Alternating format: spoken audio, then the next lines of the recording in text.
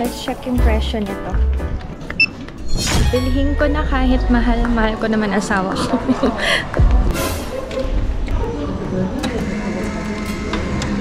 Maghihintay na lang ako na tawagin yung name ko bago pumasok sa loob. Bilib na bilib talaga ako sa paggagaling magluto. Alam niyo yun, parang ang taas-taas ng respeto ko sa kanila. 생일 축하합니다. 생일 축하합니다. Annyeong! Hi everyone! Welcome back to my channel. This is Pinay Mom in South Korea and let's celebrate my husband's birthday today. Yay! Happy birthday kay Mr. Shin. Ilang taon na siya? Tanungin niyo siya mamaya pag uwi niya. Pero bago natin i-celebrate ang birthday ni Alex, samahan niyo muna ako ngayong araw na to kasi meron akong errand sa hospital. Diba last time nag-blood collection? So today malalaman yung result ng blood test ko. Kung tataas ang dosage, bababa ang dosage, or mag-stop na akong maggamot. So hopefully, maganda yung result ng blood test. And ayoko na ding uminom ng gamot. Nasasawa na ako sa lasa ng gamot. Tapos, since every year nagse-celebrate kami ng birthday ni Alex together with my in-laws, kasi wedding anniversary din ni Omoni and ni Aboji yung birthday ni Alex. So every year nandun kami to celebrate yung dalawang occasions na yon. Kaya naman this year I decided na Filipino style yung birthday celebration ni Alex. So, Filipino food ang ihahanda ko para sa birthday ng asawa ko. Lagi naman kaming Korean food every year kapag birthday niya. Tapos dito sa Korea, every birthday kumakain ng seaweed soup.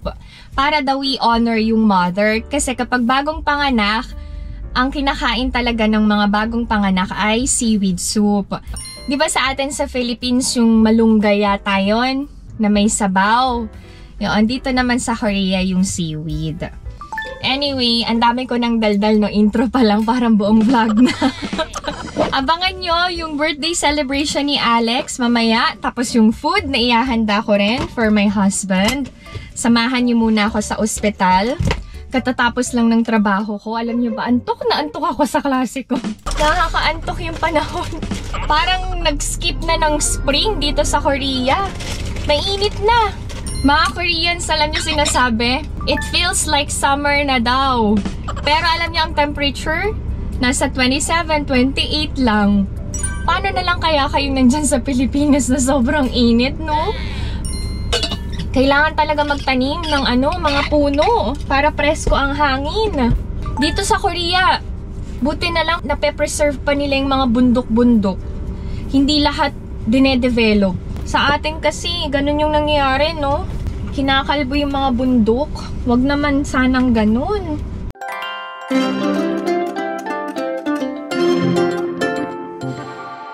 Ganyan ang itsura ng modern villa. Ganyan naman ang itsura ng apartment. Medyo maaga pa eh. So, bago ako magpunta ng ospital, dadaan muna ako sa Yonde Outlet. Bibili ako ng maliit na regalo for Alex. Actually, meron siyang request na regalo and yun yung bibili namin together kasi kailangan kasama siya. Hindi ko pwedeng bilhin yun mag-isa. I-share ko sa inyo sa susunod para may element of surprise. Kapag si Alex kasi nagre-request sa akin ng regalo, automatic, your wish is my command. Kasi bihira yun hiling-hiling sa akin. Kaya lang, ang problema, kapag humiling, mapapailing na lang ako sa presyo. Kasi sobrang mahal. Last year, ang birthday gift nun, grabe, ang kapal na gold. Pinag-ipunan ko talaga yun. Buti na lang may malapit na mall dito sa lugar namin. Actually, itong pinagtatrabahuhan ko, kapitbahay lang ng Yonde Outlet.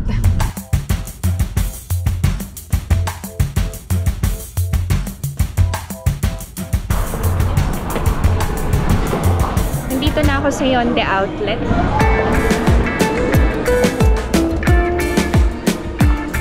Parang ako yung makakabili para sa akin.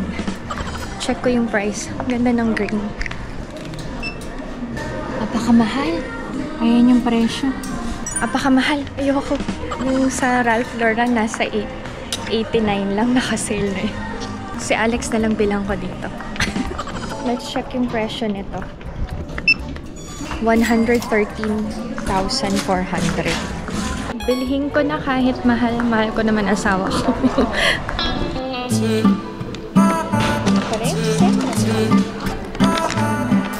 Nakabili na ako for Alex. Kayo, ano yung usually binibili yung regalo sa mga husbands niyo? Diba nandyan yung sapatos, damit, belt, wallet. Si Alex kasi mahirap bilhan ng sapatos. Baka hindi niya magustuhan. Nandito na ako sa Polo.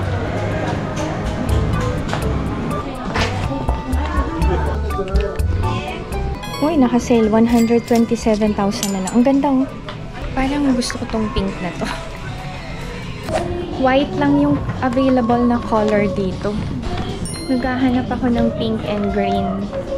Meron akong nakita online eh, kaya lang hindi available yung size. Ang OA naman sa mahal nito. Original price 499,000 won. Naging 199,000 won na lang. Apakamahal. Para kasi ang kapal ng tela nito, hindi na siya pwede for summer. Pero ang ganda ng pagka-pink. Okay, anyway, wala yung gusto ko. Tara na, punta na tayo sa ospital.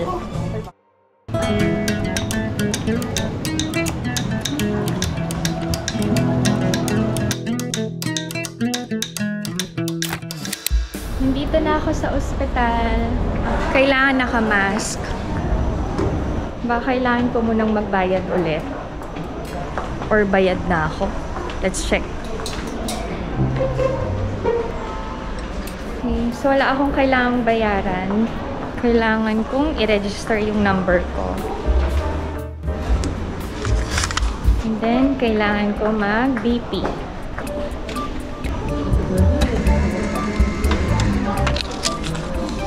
Normal ang blood pressure.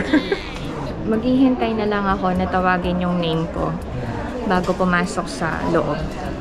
Nasa monitor yung name.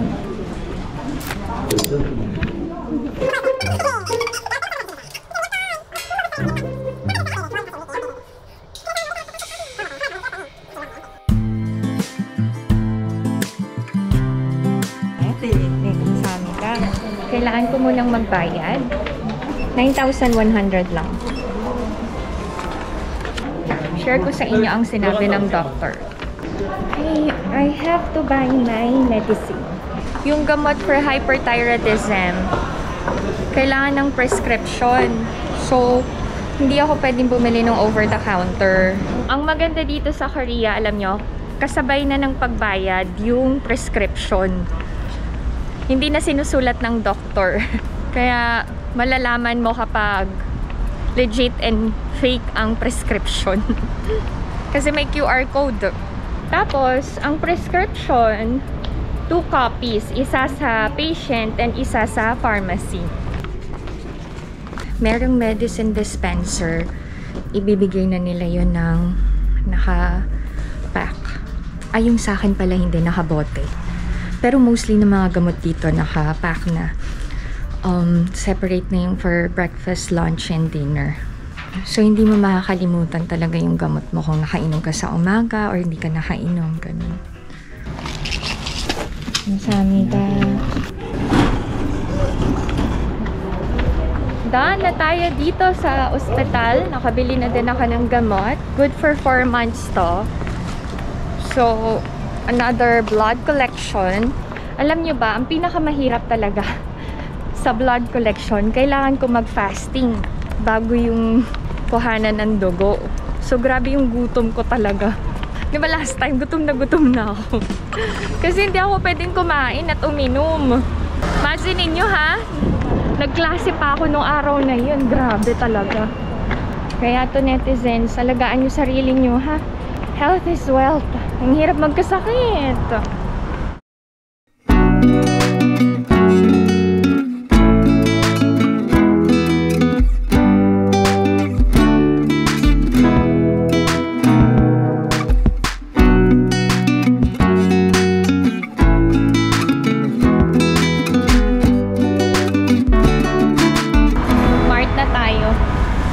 First time ko sa Mart na to. Nadaanan ko lang eh. Para diretso uwi na ako. Naka-sale. Wala namang ano, pasta pang spaghetti. Ano ba yan? Ito lang meron. Yun na lang available.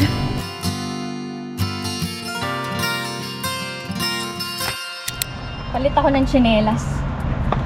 Okay.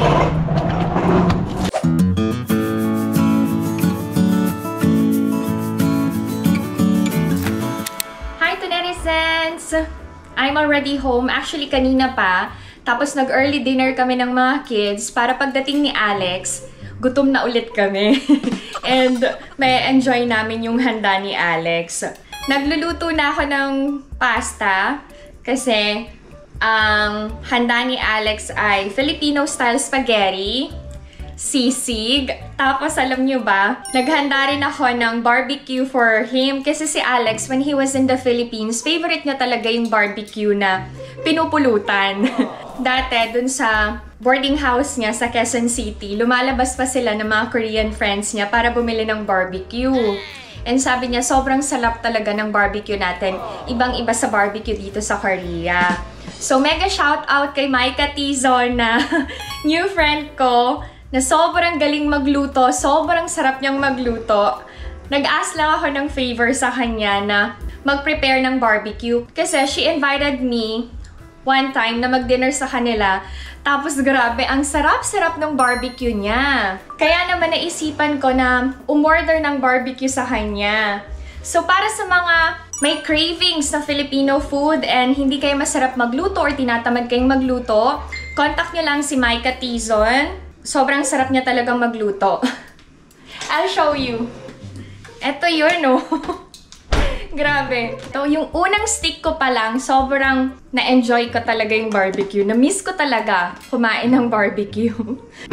So, eto yun. Actually, oven ko pa to. Niref ko baka masira kasi. Yan.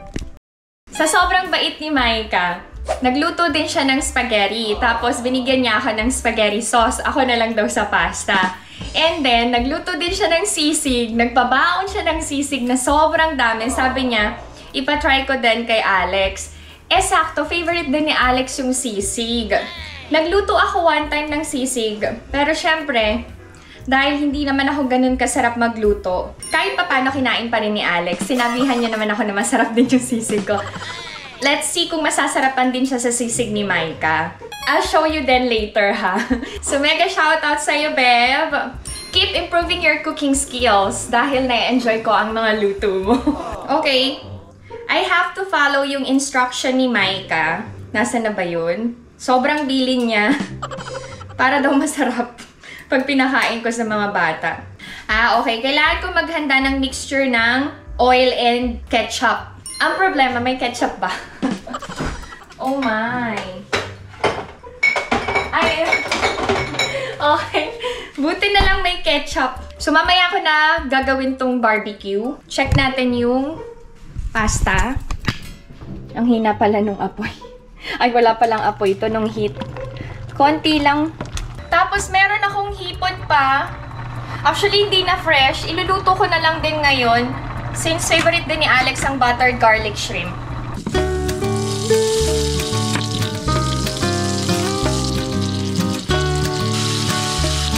Simpleng buttered garlic shrimp lang to. Maluto ko lang talaga yung shrimp. Nag-iba na nga kulay. Kayo, paano nyo pinaghahandaan ang birthday ng mga asawa nyo? Bawal kasi akong uminom eh, kaya hindi namin na-enjoy ni Alex ang mag-toma-toma. Toma-toma. Ano ba ibig sabihin ng toma? Toma. Tinanggal ko yung ulo. Salt and pepper. Maglagay tayo ng konting red chili pepper. Tapos green din. Mix lang. Lagay tayo ng konting cider. Tomato paste na konti lang. And konting oyster sauce. O, diba? Kung ano na lang malagay. Mukha namang masarap. Merong cake na ginawa ang sister-in-law ko. Yun na yung iyahain ko. Ay, mukha namang masarap yung buttered garlic shrimp ko. Pauwi na si Alex. Ipapainit ko na yung spaghetti sauce. Sweet style daw yung ginawa niyang spaghetti sauce. Gawa na ako ng mixture ng ketchup and oil.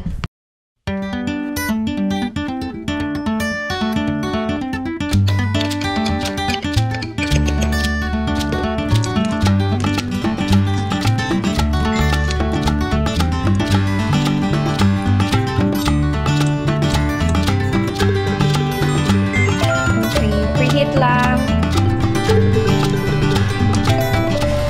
May sisig pa. Ito, share ko sa inyo. Yan.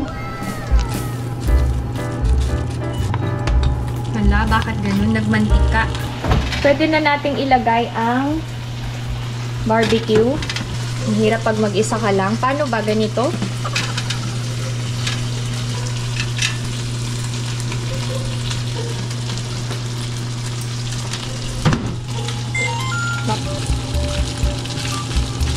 Tenga ng baboy talaga yung ginamit ni Maika pang sisig. Bilib na bilib talaga ako sa magagaling magluto. Alam niyo yun, parang ang taas-taas ng respeto ko sa kanila. Lagyan ko ng sili. Mix ko with red. Ang busy ko, no? Check natin. O, diba? Parang barbecue sa Pinas talaga. Sana masarap. Tikman ko nga.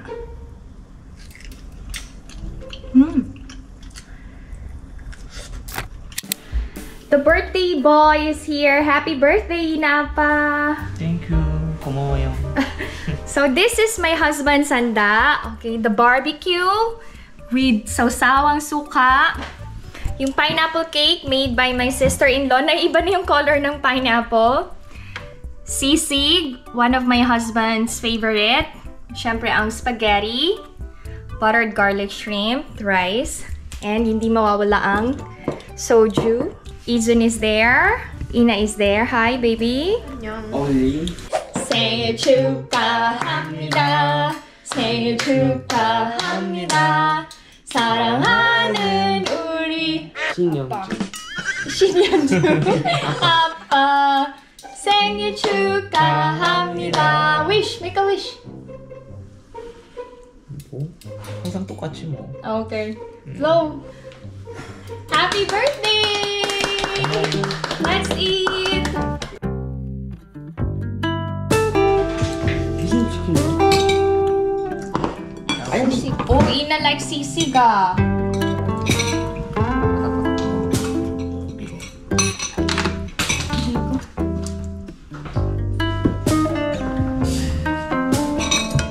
Palapa? Sisig? Oy, nagustuhan ni Ina yung sisig talaga. Dalam yan ito.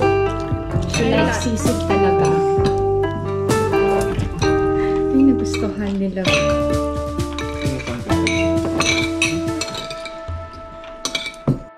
그리고 손 다쳐서. 아니 딸내미 깜짝아. 술도 안 먹는데 어떻게 알아? 잘 알아? 딸내미 병이랑 닿으면 안 돼. 어떻게 잘 알아? 아니, 이준 이준이 봐. 진짜 뭐. 이준이 손 떨리잖아. 아이고야. 지금 떨어져 없어. 왜? 일단은 이번 주에 이준이나 시험 있으니까 시험 잘 보길 바라면서 치열. Cheers! Cheers! Uy, nagustuhan ang barbecue.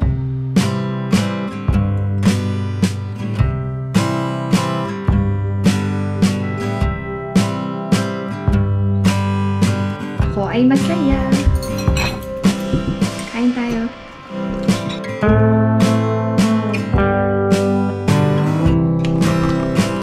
Gift.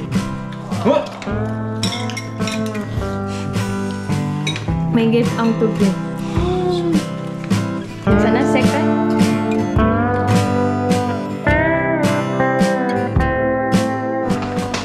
생신 축하드립니다.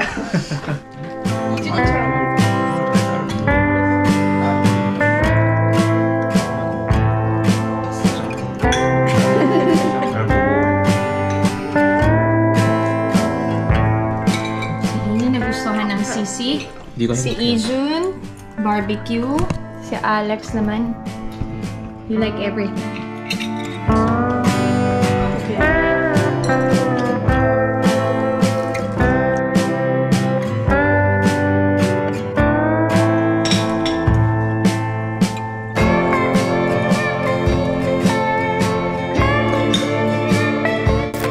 Let's try the cake.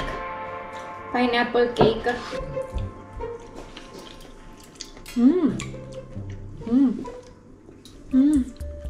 May masarap yung gawa ng hipag ko ah.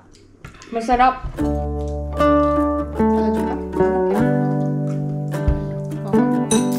Okay, that's it. This is my husband's birthday celebration. Happy birthday again, Ina Apa. Thank you. I hope that you enjoyed the Filipino food. I enjoy. 나 만족. 대만족. Okay, satisfied daw siya. Thank you for greeting me. 맞아요? Mm. 그거예요. That's it. Thank you so much to netizens. I hope that you enjoyed watching, and if you're new to my channel, please consider subscribing, like, and share. Wait! How old are you, Inapa? 시크릿이지 그런 건. 아, 그런 건 빨리. 얘기하지 마.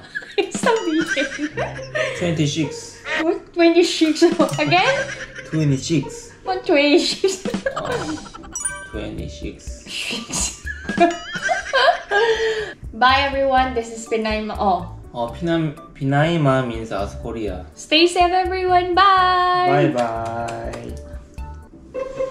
Good night. Busog. Busog, you know what busog means? Full.